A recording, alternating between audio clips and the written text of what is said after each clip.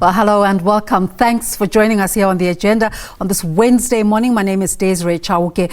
We will not be defeated by the challenges we face. This is according to President Cyril Ramaphosa a few moments ago as he officially opened the second South Africa Investment Conference in Sandton. Some of the challenges the event hopes to address include high unemployment, low incomes, a fourth industrial revolution that requires adequate responses, different approaches to education and different ways to do business. Are you convinced as a South African? Are you optimistic that such a platform and its offshoots can bring about the equality and growth that South Africa is in need of? Let us know at the agenda_SABC. Right now, though, let's cross to our colleagues on the conference floor, Diabosito and Arabile Gumede, to get responses to the President's address. Let's go there live. A very good morning, Arabile. Good morning, Desiree. It certainly has been quite... it certainly has been an interesting morning. As you heard, of course, note from the President there, Cyril Ramaphosa, really giving testament to where South Africa stands and perhaps trying to woo investors as much as possible. As you said, I am joined by my colleague, Diabo Seto. We were, of course, standing by and listening to the President. Diabo, thank you so much. It has been a morning of trying to find ourselves, perhaps a month of trying to find exactly where we stand as a nation. The MTBPS didn't certainly help painting a negative picture either. Yes, absolutely. So earlier this morning, Arabile, I spoke to one of the investment envoys, Mr. Mcebisi Jonas. You remember that he's our former Deputy Minister of Finance, and he detailed the challenges that they are encountering in making sure that they attract investment into South Africa. I asked him, in fact, about what people are saying outside as they go on their road shows trying to sell South Africa. He mentioned the issue of corruption, that investors are quite concerned about the issue of corruption in the country and how it's been handled, making reference to state capture. He also spoke about the issue of low growth. The low growth environment is really a big thing. You remember at the midterm budget, the issue that growth is only projected to grow by 0.5%, and us being the most industrialized economy in Africa, that does not bode well for us. And lastly, also spoke about the issue of policy implementation that is delayed in the country, that investors, that is what they want to see before they want to plow their money into an economy such as South Africa, which is, I wouldn't call it weak at the moment, but you could say that, it needs some work in order for to bring back that investor confidence and have people saying to us, listen, I'm willing to put my 5 billion rand. But of course, we've seen others such as Ford, we've seen Mara, we've seen other companies, taking their chances on the economy. And some that we certainly will speak to across the entire conference, hopefully as well. And I know you've spoken to quite a few. But as you paint that dire picture, it's something as well that the President now continue to paint out as well. And he's continued to speak about where South Africa's economic woes are as well. Let's listen to what he had to say. Over the last decade, our economy has barely grown. Investment has dwindled, and the rate of unemployment has also increased. Today, we are still reeling and feeling the effects of several years of state capture and corruption, the erosion of important public institutions, and the resultant policy malaise. But even in the face of such great challenges, hope continues to spring eternal in the hearts of South Africans who are determined that they will not yield to despair. As a nation, we have determined that we will not be defeated by challenges that we face. We will not falter on our path to improve the condition and the lives of the people of our country. It is for this reason that as a government, we reached out to our social partners, to business leaders and business organizations, to community-based organizations, to labor organizations, to forge a new compact for growth and development. And it was through this collaboration that we identified several major issues we must address to achieve the economic recovery that our country needs.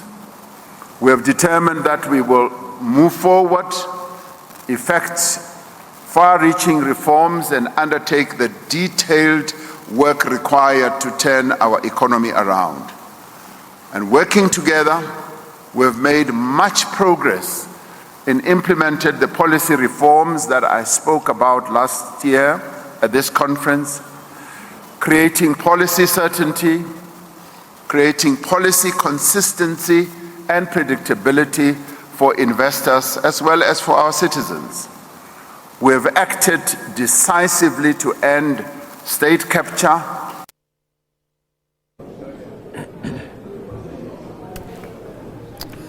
All right, we've got our colleagues back. Well, as you can tell there, of course, it has been a... Yeah, sorry, Desiree, about that. Indeed, it is a picture that the president has painted, of course, just with regards to how difficult things are and the things that need to be implemented. Now, Diabo, certainly one thing is you cannot just hope for things to actually be fixed. You kind of need to put the right people in place, whether it be just in the form of leadership or in the form of people in the presidency, for example, as well, to help lead investments. Absolutely. So Dr. Cyril Ramaphosa has been appointed to head the investment and infrastructure division within the presidency. The president alluded in his speech earlier today that infrastructure development has been lagging and that investment into infrastructure has been quite slow. So we are hoping that with the establishment of that department or that division, we can see growth being spurred in terms of investment being made in infrastructure. That is key also when you look at the growth of the economy, because you can imagine if you want to bring your goods into South Africa, you need infrastructure that is working, that is stable. So we'll be waiting to see how that department works and whether it will be working with the investment envoys or will they be working by themselves. At this point, Arabella, we still don't have the details yet. Yeah, 1.2 trillion rand is the aim.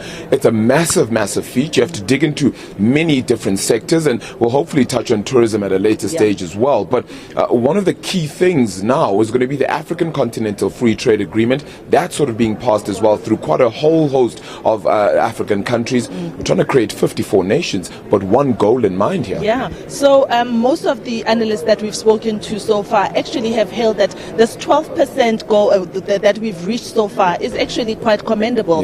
When you think that we have collected around 300 billion rand of the 1.2 trillion and in the first year. So they're hoping that by the end of today or tomorrow we would have doubled that. But Africa is very key, and the Africa Free Trade Agreement, the Africa Continental Free Trade Agreement is also very key. It is an ambitious plan to get all African countries working together.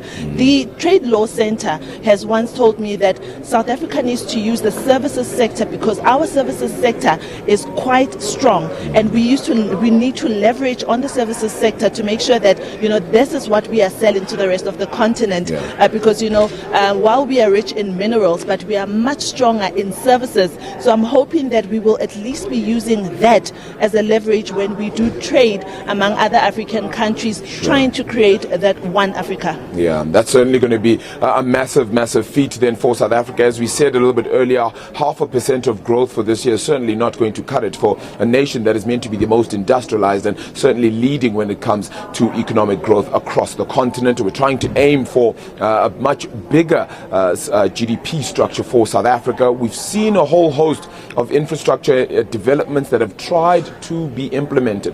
Whether those really build up for South Africa's growth picture is going to be interesting. Of course, the bad news comes and it certainly flows as well. Eskom being downgraded again by Moody's yesterday. The Land Bank being put under review as well by Moody's. So it certainly is difficult for South Africa to ensure that the picture is brighter from here on in. Desiree, we will cross back to you now in studio, but we do continue to give you the latest and the upbeat tension and anything that sort of comes out of this investment conference as well. Of course, we are expecting in a few moments or so as well to hear some of the investment pledges and commitments that may be made, and hopefully we would have reached that 1.2 trillion rand target. We'll continue to give you the latest right here from the Sandton Convention Centre. Of course, not only is the whole nation watching, but the rest of the world really, especially in terms of those potential investors. That's an ongoing story, the conversation.